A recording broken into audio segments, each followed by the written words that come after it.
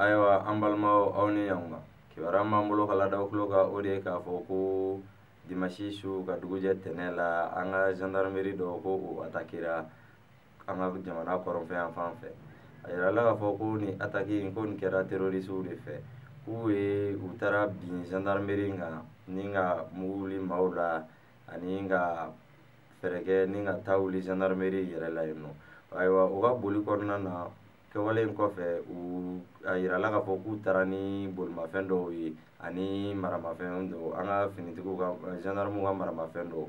ka d'a kan ko nin terroriste ninnu k'u bɛ nin kɛwale in de la yen fanfɛla ninnu na ko ka to ka yala ni ka bin an ka maaw kan yen nɔ ka taa n'olu bolofɛnw ye walasa dɔ bɛ se ka fara olu yɛrɛ ka maramafɛnw kan cogo min na ani u ka bolimafɛnw kan cogo min na u ka se ka u ka kɛwale in dɔ fara u fana bonya kan ayiwa o tɛmɛnen kɔ ka bɔ yen kibaruya wɛrɛ min b'an bolo ka lada aw tulo kan o de ye k'a fɔ ko tɛnɛndon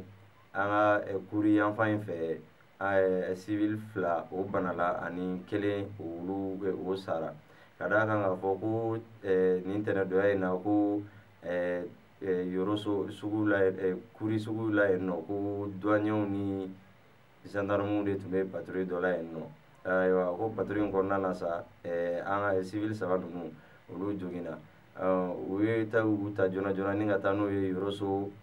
dɔgɔtɔrɔso la ayiwa u taalen kɔfɛ dɔɔnin dɔrɔn ko civil 1 k'o tora a la wa dɔgɔtɔrɔw ka sɛgɛsɛgɛli fana y'a jira k'a fɔ ko kisɛ de cira civil 1 in na ni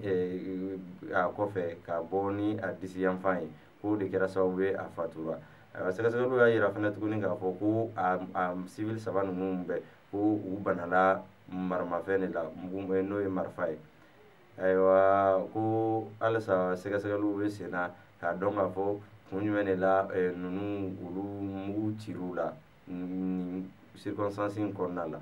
ayiwa an balimaw nin kibaruya ninnu de tun b'an bolo ka lada aw tulo kan aw ni ce aw ka kulomajɔ la